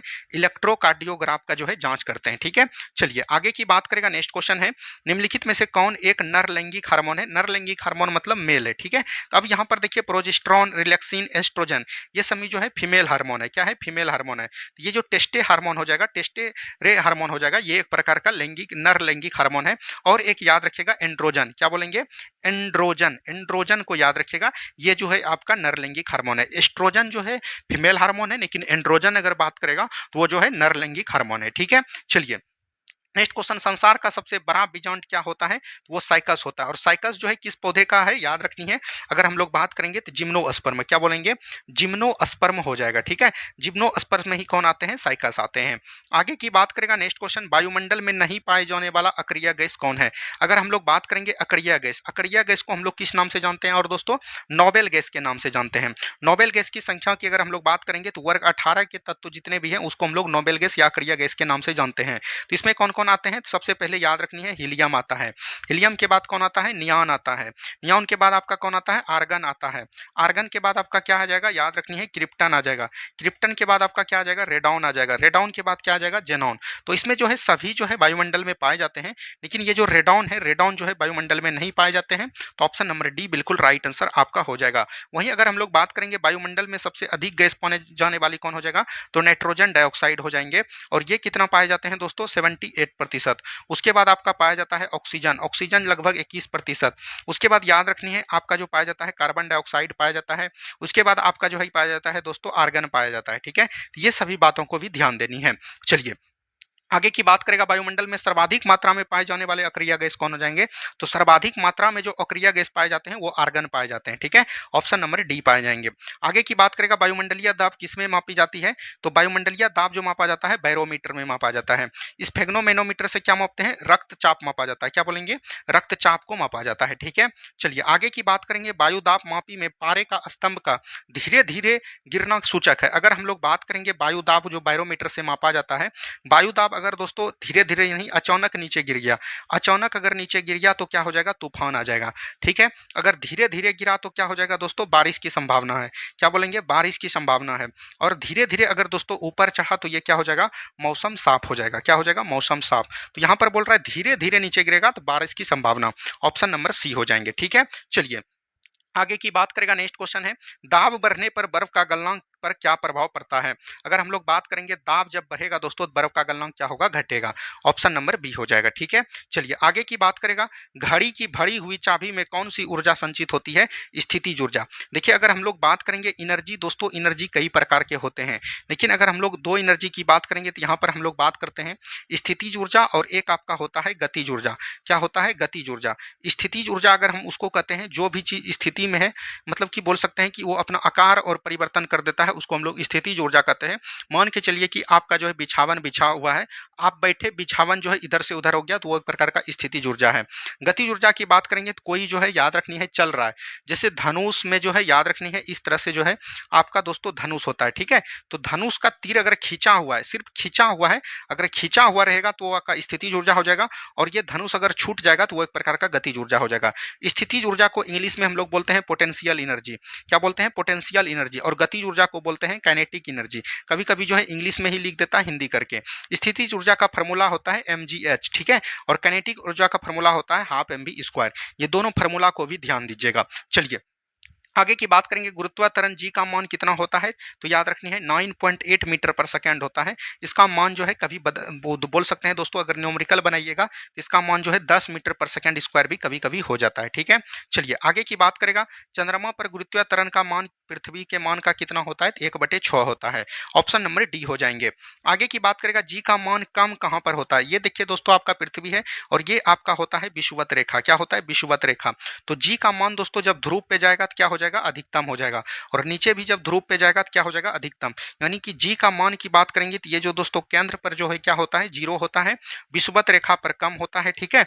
और अगर बात करेंगे अक्षांश के अनुसार, अक्षांश के अनुसार बदलता है। अगर पूछा जाएगा, एनसीईआरटी में दिया गया था दोस्तों कि जी का मान जो है याद रखनी है किस अनुसार बदलता है, तो याद रखनी है अक्षांश के अनुसार बदलता है, और सबसे अधिक कहां पर होता है, ध्रुव में। तो यहां बोल रहा है कम कहां पर होगा, तो विषुवत रेखा पर, ऑप्शन नंबर बी हो जाएंगे, ठीक है। चलिए पृथ्वी के केंद्र पर जी का मान क्या होता है, तो शून्य होता है, ऑप्शन नंबर सी हो जाएंगे।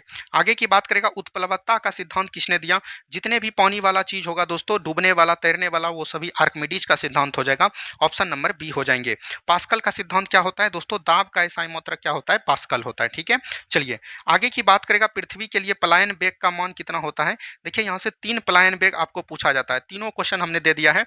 पलायन वेग की बात करेगा, पृथ्वी का पलायन वेग 11.2 किलोमीटर पर सेकंड होता है। अगर किसी भी व्यक्ति को पृथ्वी पर से 11.2 किलोमीटर पर सेकंड से फेंका जाएगा तो वो जो है पृथ्वी पर वापस नहीं आएगा, इसी को बोलते हैं पलायन वेग, ठीक है। चलिए सूर्य के लिए पलायन वेग का मान कितना होगा, तो सूर्य के लिए दोस्तों होता है 42 किलोमीटर प्रति सेकंड, ठीक है, ये चीज ध्यान दीजिएगा। और चंद्रमा के लिए होता है 2.3 किलोमीटर प्रति सेकंड। तीनों को हम एक जगह कर दिए हैं ताकि आपको याद करने में समस्या ना हो। आगे की बात करेगा, लेड संचायक बैटरी में प्रयुक्त अम्ल कौन है, तो सल्फ्यूरिक अम्ल हो जाएगा। क्या होते हैं, सल्फ्यूरिक अम्ल हो जाएंगे, ठीक है, ये भी चीज ध्यान दीजिएगा। अगर हम लोग बात करेंगे एसिटिक अम्ल कहाँ पर होते हैं दोस्तों, सिरका में पाए जाते हैं। हाइड्रोलिक अम्ल की बात करेगा तो ये कहाँ पर पाया जाता है, तो याद रखनी है जठर रस में जो है हाइड्रोलिक अम्ल पाए जाते हैं। नाइट्रिक अम्ल जो दोस्तों आप वोटिंग करते हैं तो वहां पर जो आपको चिन्ह दिया जाता है चुनाव में, उसका किसका प्रयोग करते हैं, नाइट्रिक अम्ल का प्रयोग करते हैं। नेक्स्ट क्वेश्चन की बात करेगा, अस्थाई चुंबक किसका बना होता है। अस्थाई चुंबक जो दोस्तों याद रखनी है ये किसका बना होता है, नर्म लोहे का बना होता है, ठीक है, ऑप्शन नंबर डी हो जाएंगे। आगे की बात करेगा, अस्थाई चुंबक जो बना होता है दोस्तों, तो अ से स्व से अस्थाई, स्व से स्टील, तो स्टील किसको बोलते हैं, इस्पात को बोलते हैं, तो ऑप्शन नंबर डी हो जाएगा, ठीक है। चलिए नेक्स्ट क्वेश्चन है, डायनमो परिवर्तित करता है। डायनमो दोस्तों याद रखनी है यांत्रिक ऊर्जा को विद्युत ऊर्जा में परिवर्तित करता है, तो ऑप्शन नंबर डी बिल्कुल राइट आंसर आपका हो जाएगा। और इसी का जस्ट उल्टा कौन करता है, मोटर। ट्रांसफार्मर का कोड बना होता है तो ये नर्म लोहा का बना होता है, ऑप्शन नंबर डी हो जाएगा। नेक्स्ट क्वेश्चन है, फ्यूज का तार किसका बना होता है, तो फ्यूज का तार SN+PB यानी कि शीशा एवं टीन का बना होता है, तो ऑप्शन नंबर सी हो जाएगा, ठीक है। चलिए, नेक्स्ट क्वेश्चन है रेक्टिफायर का प्रयोग किसके लिए करते हैं? तो रेक्टिफायर का याद रखनी है, अल्टरनेटिव करंट जो होता है दोस्तों, उसको डायरेक्ट करंट में परिवर्तित करने के लिए हम लोग रेक्टिफायर का प्रयोग करते हैं। तो अल्टरनेटिव करंट को डीसी में बदलने के लिए और डीसी को एसी में बदलने के लिए दोस्तों हम लोग किसका प्रयोग करते हैं? तो इन्वर्टर का प्रयोग करते हैं। क्या बोलते हैं? इन्वर्टर का प्रयोग करते हैं। ठीक है, चलिए आगे की बात करेगा, घरेलू फ्यूज तार का गलनांक क्या होता है? देखिए, अगर हम लोग बात करेंगे फ्यूज फ्यूज तार, अभी तुरंत हमने बताया किसका बना होता है? एसएन तथा पीबी, यानी कि बोल सकते हैं शीशा एवं टीन का बना होता है। इसका जो दोस्तों गलनांक होना चाहिए, क्या होना चाहिए? गलनांक याद रखनी है, निम्न होना चाहिए। ठीक है, अगर हम लोग बात करेंगे इसका प्रतिरोध क्या होना चाहिए, तो प्रतिरोध याद रखिएगा उच्च होना चाहिए। क्या होना चाहिए? उच्च होना चाहिए। तो यहाँ पर क्या पूछ रहा है? गलनांक, गलनांक निम्न होनी चाहिए। ठीक है, चलिए नेक्स्ट क्वेश्चन है, नाभिकीय रिएक्टर में ईंधन का किसके रूप में प्रयोग किया जाता है? तो यूरेनियम के रूप में। अच्छा, इसमें शीतलक के रूप में कौन किसका प्रयोग करता है नाभिकीय रिएक्टर में? तो याद रखनी है, हम लोग भारी जल का प्रयोग करते हैं। क्या बोलेंगे? भारी जल। भारी जल का फॉर्मूला क्या होता है? डीटीओ, यानी कि ड्यूटेरियम ऑक्साइड। ठीक है, चलिए आगे की बात करेगा, कैंसर के इलाज में किसका प्रयोग करते हैं? तो कोबाल्ट 60 का प्रयोग करते हैं। तो ऑप्शन नंबर सी हो जाएगा। ठीक है, चलिए विटामिन बी 12 में क्या पाया जाता है? विटामिन बी 12 में याद रखनी है, कोबाल्ट पाया जाता है। ऑप्शन नंबर डी हो जाएगा। आगे की बात करेगा, नेक्स्ट क्वेश्चन है, कैंसर की पद्धति दवा टेक्सोल किस वृक्ष से प्राप्त होता है? कैंसर की जो है याद रखनी है, टेक्सोल दवा जो है यू एक नामक वृक्ष है, उसी से जो दोस्तों प्राप्त होता है। तो ऑप्शन नंबर डी बिल्कुल राइट आंसर आपका हो जाएगा। ठीक है, चलिए बढ़ेंगे हम लोग अगले सवाल की तरफ। नेक्स्ट क्वेश्चन है, एलिसा टेस्ट किसकी जांच के लिए किया जाता है? याद रखनी है, एचआईवी के लिए किया जाता है, और ये याद रखिएगा एड्स रोग से संबंधित होता है। एड्स रोग का फुल फॉर्म क्या होता है? Acquired immuno deficiency syndrome. ठीक है, ये भी चीज को ध्यान दीजिएगा। आगे की बात करेगा, लेंस की क्षमता का मात्रक क्या होता है? तो डायोप्टर होता है। क्या होता है? डायोप्टर होता है। ठीक है, ये चीज ध्यान दीजिएगा। सोरेंसर नामक एक वैज्ञानिक ने याद रखनी है, पीएच का खोज किया था। पीएच मतलब क्या होता है? Power of hydrogen. क्या बोलेंगे? Power of hydrogen. आपका बिहार दरोगा पूछ लिया है, बिहार पुलिस पूछ सकता है। अगर पीएच की बात करेगा, पीएच कहां से कहां तक होता है दोस्तों? 0 से लेकर 14 तक होता है। साथ में दोस्तों क्या होता है? उदासीन होता है। ठीक है, कैंडेला दोस्तों क्या होता है? ज्योति तीव्रता का एसआई मात्रक होता है। क्या बोलेंगे? ज्योति तीव्रता का एसआई मात्रक होता है। ठीक है, चलिए आगे की बात करेगा, शुद्ध जल का पीएच मान कितना होता है? 7.0 होता है। 7.4 दोस्तों किसका होता है? ब्लड का होता है, रक्त का होता है। ठीक है, चलिए आगे की बात करेगा, द्रवों का अपेक्षित घनत्व किसमें मापा जाता है? जब भी घनत्व की बात करेगा तो ये हो जाएगा हाइड्रोमीटर। ठीक है, और हाइग्रोमीटर में याद रखनी है, आर्द्रता को मापा जाता है। क्या मापा जाता है? अमीटर में दोस्तों विद्युत धारा को मापा जाता है। क्या मापा जाता है? विद्युत धारा को मापा जाता है। ठीक है, चलिए आगे की बात करेगा, तड़ित चालक किसका बना होता है? तो तड़ित चालक दोस्तों किसका बना जाता है? याद रखनी है, तंबा का बना होता है। क्या होता है? तंबा का। और तड़ित चालक का खोज किसने किया था? तो याद रखनी है, बेंजामिन फ्रैंकलिन ने। क्या बोलेंगे? बेंजामिन। ठीक है, बेंजामिन फ्रैंकलिन ने दोस्तों इसका खोज किया था। ठीक है, तो ये भी चीज को एकदम ध्यान दीजिएगा। चलिए आगे की बात करेगा, वायुमंडल की आर्द्रता। आर्द्रता हमने बताया हाइग्रोमीटर हो जाएगा। ऑप्शन नंबर ए हो जाएगा। आगे की बात करेगा, कार्बन का अपरूप है। देखिए कार्बन के कई सारे अपरूप है, हीरा हो गया, ग्रेफाइट हो गया, याद रखनी है, कोयला हो गया, चारकोल हो गया, ये सभी जो है कार्बन के अपरूप हैं। तो ए एवं बी दोनों हो जाएंगे। ऑप्शन नंबर सी हो जाएगा। ठीक है, चलिए आगे की बात करेगा, पेंसिल का शीशा किसका बना होता है? तो पेंसिल का शीशा ग्रेफाइट का बना होता है। तो ऑप्शन नंबर सी हो जाएंगे। आगे की बात करेगा, कपूर को शुद्ध कैसे किया जाता है? अब यहाँ पर से देखिए 3 चीज को पूछा जाता है आपको, और उसका डबल करके 6 सवाल होता है, और 6 सवाल आपके एग्जाम में लगभग 20 से 25 बार पूछ दिया होगा, तो उसको एकदम हम लोग देख लेते हैं। ठीक है, एक आपका होता है ठोस।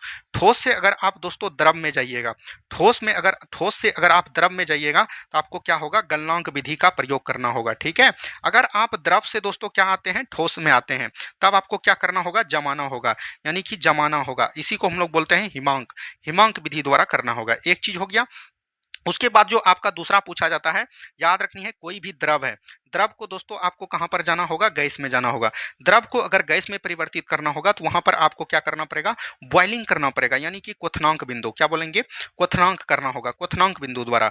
और वहीं जो है द्रव, गैस को दोस्तों द्रव में आप कीजिएगा तो वहां पर आपको संघनन बिंदु का प्रयोग करना पड़ेगा। किसका? संघनन बिंदु का प्रयोग करना पड़ेगा। ये 2 हो गया।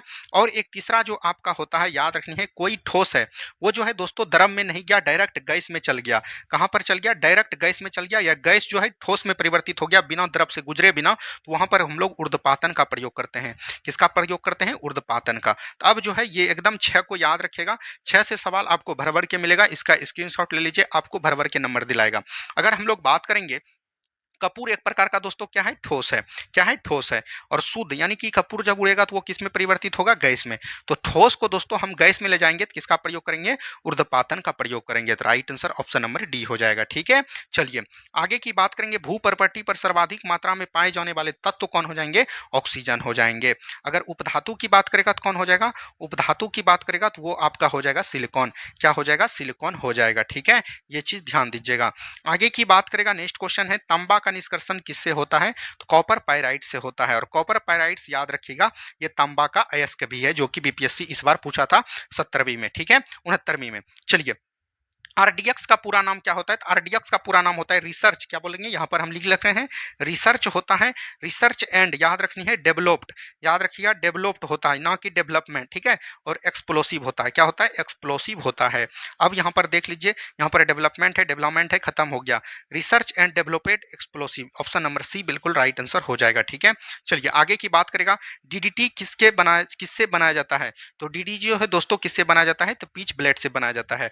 ऑप्शन नंबर ए बिल्कुल राइट आंसर हो जाएगा। आगे की बात करेगा, डायनामाइट का प्रमुख एस क्या है, तो डायनामाइट का प्रमुख एस अगर हम लोग बात करेंगे तो वो हो जाएगा नाइट्रोग्लिसरीन। ऑप्शन नंबर डी बिल्कुल राइट आंसर हो जाएगा। आगे की बात करेगा, पीतल किसका मिश्र धातु है, तो पीतल से याद रखेगा, पीतल से आपको याद रखनी है पिताजी। क्या याद रखेगा, पिताजी। पीतल हो जाएगा, तंबा हो जाएगा, जिंक हो जाएगा। तो तंबा और जिंक हो जाएगा। ठीक है, तंबा और जिंक, तंबा और जिंक ऑप्शन नंबर डी में है। ठीक है, चलिए आगे की बात करेगा, स्टील को कठोर बनाने के लिए उसमें क्या मिलाया जाता है, तो उसमें दोस्तों हम लोग स्टील को जब कठोर मिलाया जाता है तो उसमें हम लोग क्या मिलाते हैं, तो याद रखिएगा, इसका आप लोग कमेंट दीजिएगा। ठीक है, इसको हम छोड़ रहे हैं, इसका आपको कमेंट में बताना है कि क्या मिलाया जाता है। आगे की बात करेगा, बेकिंग सोडा का रासायनिक नाम, देखिए एक होता है दोस्तों बेकिंग सोडा, क्या होता है, बेकिंग सोडा। एक आपका होता है धोवन सोडा, क्या बोलते हैं, धोवन सोडा। ठीक है, अगर हम लोग बात करेंगे बेकिंग सोडा को हम लोग क्या बोलते हैं, सोडियम बाइकार्बोनेट। तो सोडियम बाइकार्बोनेट का फॉर्मूला होता है NaHCO3। ठीक है, और धोवन सोडा को हम लोग बोलते हैं, याद रखनी है, सोडियम कार्बोनेट। सोडियम कार्बोनेट का फॉर्मूला होता है Na2CO3, और इसमें जो है 10 अणु जल के रहते हैं, तो 10H2O लगा देंगे। यहाँ पर बेकिंग सोडा है सोडियम बाइकार्बोनेट, इसी को हम लोग खाने वाला सोडा के नाम से भी जानते हैं। ठीक है, किसी को कोई प्रॉब्लम नहीं, बढ़ेंगे हम लोग अगले सवाल की तरफ। पेट्रोल किसका मिश्रण है, पेट्रोल दोस्तों किसका मिश्रण है, हाइड्रोकार्बन का मिश्रण है। ठीक है, ऑप्शन नंबर डी हो जाएगा। और याद रखिएगा, हाइड्रोकार्बन का प्राकृतिक स्रोत क्या है, कच्चा तेल है। ऑप्शन नंबर ए हो जाएगा। आगे की बात करेगा, गोताखोर जो है सांस लेने के लिए किस गैस का प्रयोग करते हैं, हीलियम का भी और ऑक्सीजन का भी। यहाँ पर से दोनों हो जाएगा, ए एवं बी दोनों हो जाएंगे। आगे की बात करेगा, हृदय का पहला प्रतिस्थापन किनके द्वारा किया गया था, तो हृदय का पहला प्रतिस्थापन जो दोस्तों किया गया था, डॉक्टर क्रिश्चियन बर्नार्ड के द्वारा किया गया था। ऑप्शन नंबर ए बिल्कुल राइट आंसर आपका हो जाएगा। ठीक है, चलिए आगे की बात करेंगे हम लोग। नेक्स्ट क्वेश्चन है, सबसे बड़ी स्तनी कौन है, तो ये नीला व्हेल हो जाएगा। अगर हम लोग बात करेंगे स्तनधारी, सबसे बड़े स्तनधारी में कौन होगा दोस्तों, नीला व्हेल। स्तनधारी का क्या क्या पहचान है दोस्तों, कि हम पहचान लेंगे कि ये स्तनधारी है। तो स्तनधारी याद रखनी है, अपने जैसे बच्चे उत्पन्न करते हैं। क्या बोलेंगे दोस्तों, अपने जैसे दोस्तों बच्चे उत्पन्न करते हैं। उनके शरीर पर दोस्तों क्या होगा, याद रखनी है, उनके शरीर पर दोस्तों क्या होगा, बाल होगा। क्या होगा, बाल होगा। बाह्य कान होगा, क्या होगा दोस्तों, बाह्य कान होगा। लेकिन याद रखिएगा, दो ऐसे अपवाद हैं दोस्तों व्हेल में, याद रखनी है, स्तनधारी में, जो कि याद रखनी है, उनके शरीर पर एक पर तो उनके शरीर पर क्या होता है, बाल नहीं होता है। वो आपका क्या है, नीला व्हेल है। व्हेल के मछली पर याद रखिएगा बाल नहीं होगा। और एक ऐसे स्तनधारी हैं जो कि बच्चे उत्पन्न नहीं करते हैं, अंडा देते हैं, और उसका नाम क्या हो जाएगा, याद रखनी है, मोनोट्रीम। क्या बोलेंगे, मोनोट्रीम जगत के जीव हैं, जिसका एग्जाम्पल में याद रख सकते हैं कंटक चूहा। क्या बोलेंगे, कंटक चूहा। ठीक है, ये सभी बात एकदम ध्यान दीजिएगा, जो कि एनसीईआरटी में उल्लेख किया गया है। चलिए आगे की बात करेगा, पक्षियों का अध्ययन क्या कहलाता है, ऑर्निथोलॉजी कहलाता है। ऑस्टियोलॉजी दोस्तों याद रखनी है, हड्डी का अध्ययन कहलाता है। एंटीमोलॉजी याद रखनी है, कीट का अध्ययन कहलाता है। जूलॉजी दोस्तों याद रखनी है, जहां पर चिड़िया रहता है, मतलब जू लोग मतलब जीव जंतु रहते हैं, उसी को बोलते हैं। चलिए आगे की बात करेंगे हम लोग। नेक्स्ट क्वेश्चन यहाँ पर है, नेक्स्ट क्वेश्चन को ध्यान से देखिए क्या बोल रहा है। एटीपी के निर्माण में मुख्य घटक किसका होता है, फ्रेक्टोज का होता है। अगर हम लोग बात करेंगे एटीपी का मुख्य कार्य क्या होता है, याद रखनी है, हमारे शरीर में जो कोशिका होते हैं दोस्तों, कोशिका में जो दोस्तों पावर हाउस का क्या काम है, कोशिका का पावर हाउस ऑफ सेल किसको कहते हैं, पावर हाउस ऑफ सेल बोलते हैं। याद रखनी है, माइट्रोकॉन्ड्रिया को। क्या बोलते हैं, माइट्रोकॉन्ड्रिया को बोलते हैं। और माइट्रोकॉन्ड्रिया याद रखिएगा, हमारे शरीर में जो है श्वसन का प्रयोग करते हैं, श्वसन का जो है कार्य स्तंभ करते हैं। और किस रूप में करते हैं, एटीपी के रूप में करते हैं। एटीपी को हम लोग फुल फॉर्म याद रखिएगा, इसका कई बार फुल फॉर्म पूछा जाता है, याद रखनी है एडोनिसिन। क्या बोलेंगे, एडोनिसिन इसका होता है ट्राइफॉस्फेट। क्या बोलेंगे, ट्राइफॉस्फेट इसका जो है याद रखनी है, कई बार जो है इसका फुल फॉर्म भी पूछा जाता है, ये भी चीज को ध्यान दीजिएगा। चलिए नेक्स्ट क्वेश्चन की बात करेगा, वस्तु की मात्रा बदलने पर क्या नहीं बदलेगा। किसी भी वस्तु की मात्रा अगर बदल रहे, मान के चलिए कि कोई वस्तु आपके पास जो है चीनी, चीनी की अगर बात करेंगे ठोस में है चीनी, चीनी ठोस में 1 kg है, क्या है 1 kg है, और उसको आप द्रव में चेंज कीजिएगा, मात्रा में बदल दिए, तो ये भी दोस्तों क्या होगा 1 kg ही होगा। 1 लीटर में द्रव को मापते हैं, तो इसमें क्या नहीं बदला दोस्तों, घनत्व नहीं बदला। याद रखनी है वजन थोड़ा बहुत घटेगा लेकिन इसका घनत्व जो है अलग होता है। घनत्व बराबर क्या होता है दोस्तों, द्रव्यमान बटे आयतन, द्रव्यमान बटे आयतन। अब बोलिएगा कि घनत्व और मतलब कि बोल सकते हैं वजन में क्या अंतर है, तो घनत्व दोस्तों, घनत्व की बात करेंगे तो आप जो है 5 किलो मूढ़ी को उठाकर, रुई को उठाकर कहीं भी फेंक दीजिएगा, लेकिन वहीं जो है 5 किलो के बटखरा को उठाकर, लोहा का कोई भी वस्तु उठाकर आपको फेंकने में सोचना पड़ेगा क्योंकि उसमें घनत्व अधिक है। ठीक है, ये चीज होता है घनत्व। घनत्व दोस्तों अगर मान के चलेंगे 1 kg, कोई भी बोल सकते हैं यहाँ पर समान है वस्तु है और इसका 1 kg घनत्व है, 1 kg घनत्व वाला यहाँ पर वस्तु है, तो वो घनत्व किसका होगा, घनत्व दोस्तों 1 kg यहाँ पर लोहा है तो लोहा का घनत्व दोस्तों क्या होगा, अधिक होगा। ठीक है, तो ये चीज ध्यान दीजिएगा। चलिए आगे की बात करेगा, सोनार किसके द्वारा प्रयोग किया जाता है, तो नौसंचालक द्वारा किया जाता है, और ये किस रूप में काम करते हैं, प्रकाश के, याद रखनी है, परावर्तन के रूप में कार्य करता है। अगर हम लोग बात करेंगे सोनार, सोनार का फुल फॉर्म भी कई बार पूछा गया है दोस्तों आपके एग्जाम में, तो याद रखनी है इसका जो फुल फॉर्म होता है, बोल सकते हैं सोनार का फुल फॉर्म जो होता है दोस्तों, साउंड, क्या बोलेंगे, साउंड, साउंड नेविगेशन, क्या बोलेंगे, साउंड नेविगेशन, क्या बोलेंगे, sound navigation and raising centre, क्या बोलेंगे, साउंड नेविगेशन एंड रेजिंग। ठीक है, रेजिंग, रेजिंग हो जाएगा, ये चीज एकदम आपको ध्यान दीजिएगा। आगे की बात करेगा, हॉर्न सिल्वर किसका एस्क होता है, हॉर्न मतलब क्या हुआ दोस्तों, याद रखनी है हॉर्न सिल्वर, ये जो दोस्तों चांदी का एस्क होता है, क्या होता है, चांदी का। अगर हम लोग चांदी की बात करेंगे तो एक और होता है अर्जेंटाइन, क्या बोलेंगे, अर्जेंटाइन, अर्जेंटाइन भी याद रखिएगा किसका होता है, तो ये भी दोस्तों हॉर्न सिल्वर चांदी का होता है। सोना का होता है केल्वेराइट, क्या बोलेंगे, केल्वेराइट होता है। ठीक है, ये भी चीज ध्यान दीजिएगा। आगे की बात करेगा, रेडियो सक्रियता की इकाई क्या होती है, तो क्यूरी होती है। वेबर दोस्तों क्या होता है, याद रखनी है चुंबकीय फ्लक्स का, क्या बोलेंगे, चुंबकीय फ्लक्स का दोस्तों क्या होता है, फ्लक्स की बात करेंगे तो ये आपका वेबर हो जाएगा। डायोप्टर दोस्तों लेंस की इकाई क्या कहलाता है, डायोप्टर कहलाता है। आगे की बात करेगा, नेक्स्ट क्वेश्चन, हाइड्रोजन के समस्थानिकों की संख्या कितनी है, 3 है। अच्छा, इसका कौन कौन होता है, तो याद रखनी है, एक आपका होता है प्रोटेरियम, क्या बोलेंगे, प्रोटियम, उसके बाद एक होता है ड्रूटियम, क्या बोलेंगे, ड्रूटियम। ठीक है, ड्रूटियम होता है, प्रोटियम, ड्यूटेरियम, और एक होता है ट्रिटियम, ट्रिटियम। ये तीनों जो है याद रखनी है हाइड्रोजन के समस्थानिक है, तो इसको एकदम ध्यान दीजिएगा। आगे की बात करेगा, प्लास्टर ऑफ पेरिस का रासायनिक नाम क्या होता है, तो प्लास्टर ऑफ पेरिस का फार्मूला होता है CaSO4 इंटू हाफ H2O, तो इसको हम लोग बोलते हैं कैल्शियम सल्फेट और हेमीहाइड्रेट बोलते हैं, तो कैल्शियम सल्फेट हेमीहाइड्रेट हो जाएगा। ऑप्शन नंबर डी बिल्कुल राइट आंसर आपका हो जाएगा। ठीक है, चलिए नेक्स्ट क्वेश्चन है, पेनिसिलिन एंटीबायोटिक कहाँ से प्राप्त होता है, तो ये जो है दोस्तों याद रखनी है कवक से प्राप्त होता है, याद रखनी है जिब्रेला नामक कवक से जो है प्राप्त होता है, क्या बोलेंगे, जिब्रेला नामक कवक से जो है पेनिसिलिन की खोज की थी, और किसके द्वारा किया गया था, तो याद रखनी है अलेक्जेंडर फ्लेमिंग के द्वारा, क्या बोलेंगे, अलेक्जेंडर फ्लेमिंग के द्वारा जो है इसकी खोज की गई थी। ठीक है, तो ये भी चीज ध्यान दीजिएगा। आगे की बात करेंगे, नेक्स्ट क्वेश्चन है, सफेद स्वर्ण किसको कहा जाता है, तो सफेद स्वर्ण दोस्तों प्लेटिनियम को कहा जाता है। ठीक है, चलिए आगे की बात करेगा, द्रव सोना कौन कहलाता है, तो ये पेट्रोलियम कहलाएगा। ऑप्शन नंबर डी हो जाएगा। आगे की बात करेगा, जिप्सम का रासायनिक सूत्र क्या होता है, तो जिप्सम का रासायनिक सूत्र होता है CaSO4 इंटू 2H2O, और इसको जब दोस्तों 120 डिग्री पर हम लोग गर्म करेंगे तो ये बनकर आएगा CaSO4 और 1.5 अणु इसका बाहर निकल के आ जाएगा, तब कहलाएगा plaster of Paris half H2O। ठीक है, तो यहाँ पर हो जाएगा CaSO4 इंटू, याद रखनी है 2H2O। ठीक है, चलिए त्वचा का रंग किसके द्वारा कारण होता है, तो मेलेनिन के द्वारा। ऑप्शन नंबर ए हो जाएगा। यूरोडोम, याद रखनी है मूत्र का पीला रंग जो होता है वो यूरोक्रोम के कारण। ठीक है, आगे की बात करेगा, कॉफी किससे प्राप्त होता है, तो बीज से प्राप्त होता है, और कॉफी का सबसे बड़ा उत्पादन कौन करता है दोस्तों, तो याद रखनी है ब्राजील करता है, और अगर देश भारत देश में अगर बात करेंगे तो वो कौन हो जाएगा, तो याद रखनी है कर्नाटक, और कर्नाटक में याद रखनी है एक पहाड़ी है बाबा बुदन की पहाड़ी, वहीं पर दोस्तों इसका विस्तार किया जाता है। ठीक है, चलिए आगे की बात करेगा, नेक्स्ट क्वेश्चन यहाँ पर है, प्राकृतिक रवक किसका बहुलक है, तो आइसोप्रीन का बहुलक है। ऑप्शन नंबर बी हो जाएंगे। आगे की बात करेगा, प्रतिरोध का मात्रक क्या है, तो ओम हो जाएगा, क्या हो जाएगा, ओम। ओम को कैसे डिनोट करते हैं, तो इस तरह से हम लोग ओम लिखते हैं। ठीक है, ऑप्शन नंबर डी हो जाएगा। जूल किसका एसआई मात्रक है, तो ऊर्जा का एसआई मात्रक है। लक्ष्य दोस्तों याद रखनी है प्रदीप्ति का एसआई मात्रक हो जाएगा। पास्कल दोस्तों किसका है, दाब का एसआई मात्रक है। ठीक है, चलिए आगे की बात करेगा समुद्र के जल में सर्वाधिक मात्रा में पाए जाने वाला तत्व कौन हो जाएगा, तो समुद्र में कौन पाया जाता है, नमक। तो नमक का क्या होता है, NaCl, यानी कि सोडियम क्लोराइड। ऑप्शन नंबर सी बिल्कुल राइट आंसर हो जाएंगे। आगे की बात करेगा गैसोहॉल किसका मिश्रण है, तो गैसोहॉल की अगर हम लोग बात करेंगे दोस्तों तो ये किसका मिश्रण हो जाएगा, तो गैसोनॉल जो है इथेनॉल और मेथनॉल का मिश्रण हो जाएगा। ऑप्शन नंबर ए बिल्कुल राइट आंसर हो जाएगा। ठीक है, चलिए आगे की बात करेगा बुनसेन बिर्नर किस सिद्धांत पर कार्य करता है, तो ये बर्नौली के सिद्धांत पर कार्य करता है। बर्नौली का सिद्धांत क्या कहता है दोस्तों कि कोई भी जैसे देखे होंगे घर का जो है छपड़ी उड़ गया, ये किसके काम करेगा, तो बर्नौली के सिद्धांत पर। ऊर्जा का संरक्षण का सिद्धांत क्या कहता है, ना ही हम ऊर्जा की उत्पत्ति कर सकते हैं और ना ही ऊर्जा को हम लोग समाप्त कर सकते हैं। ठीक है, चलिए नेक्स्ट क्वेश्चन की बात करेगा। नेक्स्ट क्वेश्चन यहाँ पर दिया गया है दोस्तों।